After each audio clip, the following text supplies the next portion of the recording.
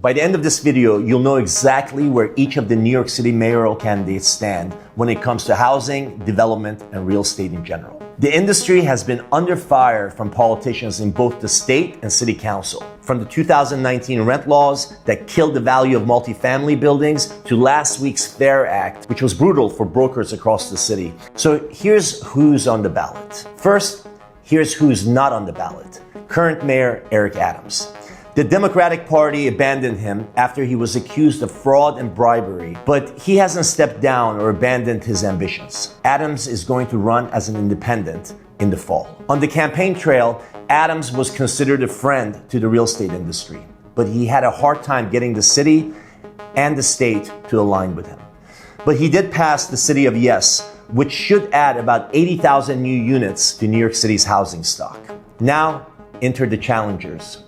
First, former New York Governor Andrew Cuomo. Cuomo stepped down in 2021 after he was accused of sexual harassment and for not being transparent about how many deaths were happening during COVID. But he is the best known name on the ballot, and that's pretty powerful. Plus, Cuomo has raised more money from real estate than any other candidate. But he was blasted for his housing plan, which sounded like something that was written by ChatGPT. In it, he was planning for 500,000 new units, but he doesn't say how that would happen. He does endorse a lot of other people's good ideas, like letting churches build on their land and building apartments over schools and libraries. Overall, Cuomo's housing plan is pretty conservative and not well explained. The biggest enemy for real estate in the race is Zohran Mamdani, a progressive who's getting a lot of love from Gen Z. But even though he lists housing as a top priority, he's only planning for social housing and thinks he could borrow $70 billion to make that happen.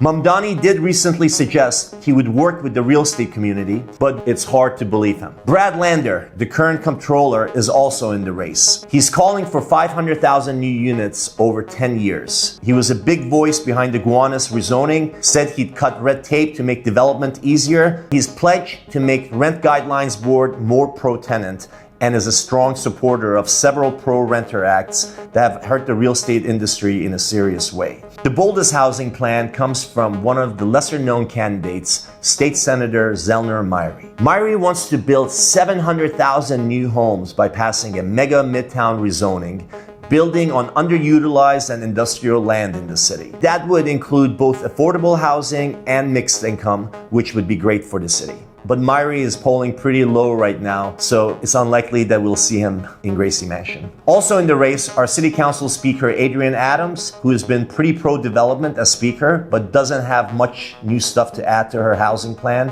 and former Comptroller Scott Stringer, who ran for mayor last time and got knocked down by harassment allegations. And he just doesn't represent the coolness of New York, to be honest with you. There are a couple of other names in the race, like a pro-labor progressive Jessica Ramos, political consultant Michael Blake, and former hedge funder Whitney Tilson.